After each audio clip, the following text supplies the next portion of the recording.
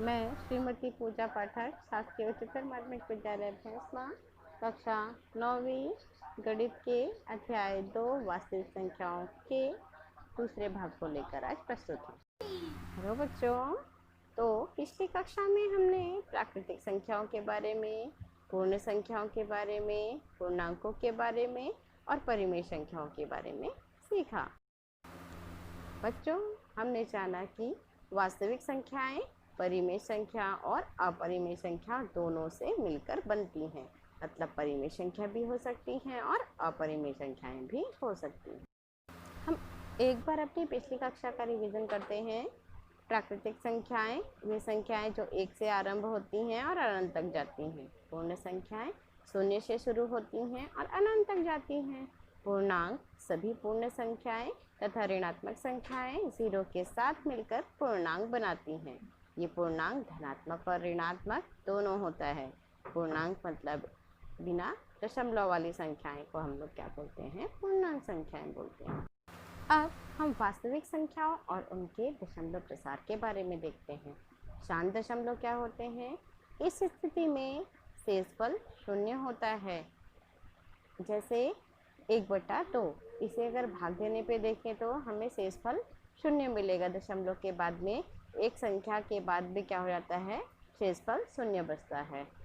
अशांत आवर्ती दशमलव क्या होता है? इस स्थिति में शेषफल कभी भी 0 नहीं होता है। मतलब संख्याओं की पुनरावृत्ति होती जाती है। जैसे 1/3 को अगर हम भाग दिया जाए तो इसका मान 0.3333 आते जाएगा। शेषफल कभी भी 0 नहीं होगा।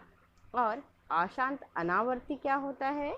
इस स्थिति में शेषफल की पुनरावृत्ति तो नहीं होती और वो कभी 0 भी नहीं होता। जैसे वर्गमूल 2 की बात किया जाए तो वर्गमूल 2 का मान 1.414213562373 होता है। वर्गमूल 3 का मान 1.732050 होता है। ये अशांत अनावर्ती दशमलव कहलाते हैं क्योंकि इनमें शेषफल कभी भी 0 नहीं होता है और ये संख्याएं हमेशा अलग दशमलव के बाद भी ये संख्याएं अलग अलग आते जाती हैं। मतलब ऐसी स्थिति में क्या होता है? शेष की पुनरावृत्ति नहीं होती है। दशमलव के प्रसार में हम देखते हैं कि वो कब अशांत होता है और कब शांत आवर्ती होता है। Terminating and non terminating repeating decimal. जैसे 3/2 है, इसे भाग देने पे 1.5 आता है, उसके बाद शेषफल 0 हो जाता है और इसे हम क्या बोलते हैं? शांत आवर्ती दशमलव बोलते हैं। और अशांत क्या होता है? जैसे 1/3, इसे भाग देने पे 0.3333 आता है, जो कि नॉन टर्मिनेटिंग या अशांत आवर्ती दशमलव कहलाते हैं।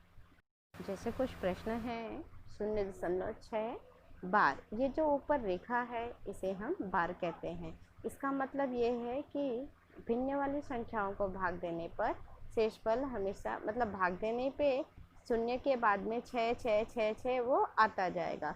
तो इस 6 को बार बार ना लिख के हम 0.6 के ऊपर में एक बार लिखते हैं।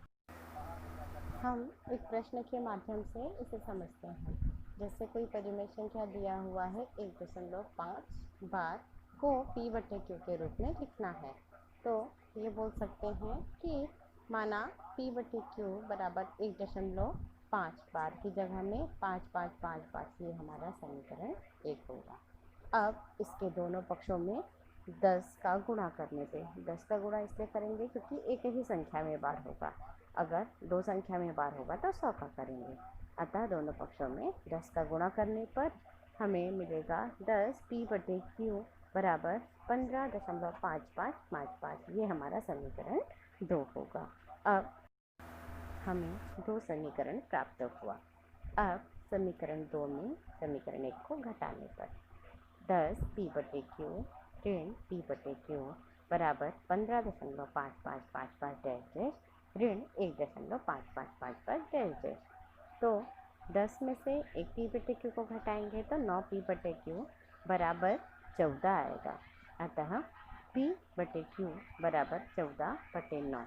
मतलब हमने 1.5 बार को भिन्नात्मक रूप या परिमेय संख्या के रूप में लिख लिया। तो भिन्नात्मक रूप में इसका मान आ गया है 14/9। यही इसका हल होगा। आइए बच्चों, आज हम अब परिमेयीकरण के बारे में देखते हैं। पहले नाम सुना है क्या आपने, परिमेयीकरण? बच्चों सोचो ज़रा, क्या होता है ये परिमेयीकरण? क्या आपने कभी इस तरह के भिन्न को देखा है? 1/√2 धन वर्गमूल 3। आइए हम समझते हैं कि परिमेयीकरण क्या होता है। कोई भी भिन्न में कभी भी वर्गमूल वाली जो संख्याएं होती हैं उन्हें हम मानते हैं कि हर में नहीं होना चाहिए। अगर किसी प्रश्न में ऐसी संख्याएं हर में दी हुई हैं, भिन्न के हर में दी हुई हैं, तो इसे उस भिन्न के हर से हटाने के लिए या प्रतिस्थापित करने के लिए हमें उसी संख्या का अंश और हर में गुणा करना होता है। तो इससे हर से वह संख्याएं हट जाती है, इसे ही परिमेयीकरण कहते हैं। ये कब? जब हर में सिर्फ एक वर्गमूल वाली संख्या है। देखिए इसे किस तरह हल किया जाता है। तो इसे हल करने के लिए जैसे 1/√7 दिया हुआ है। जैसे हमारा प्रश्न है क्या, 1/√7।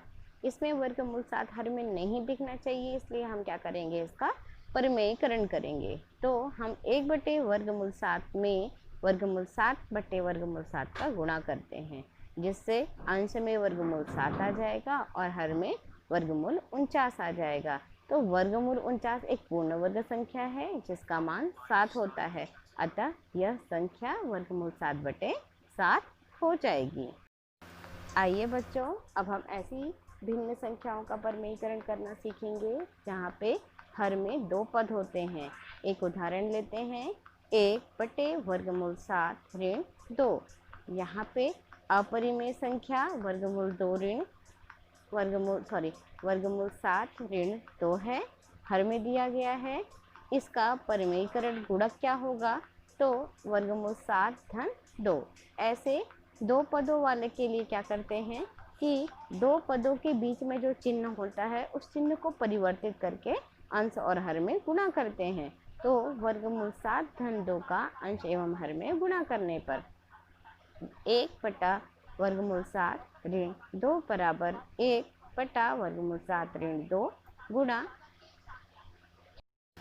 वर्गमूल 7-2/√7-2।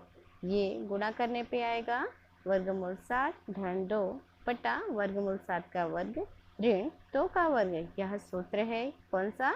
a का वर्ग ऋण b का वर्ग का a-b और a-b होगा, इसलिए इसका मान आ जाएगा वर्गमूल 7-2 बटे वर्गमूल 7 का वर्ग 7-4 बराबर वर्गमूल 7-2/3। यही इसका हल है। बच्चों इसी तरह से हम अन्य प्रश्नों को भी हल कर सकते हैं। देखिए एक और प्रश्न है, 1/√5 धन वर्गमूल 2। इसे यह दिखाया गया है, आपको भी इस तरह से हल करना है। ठीक है।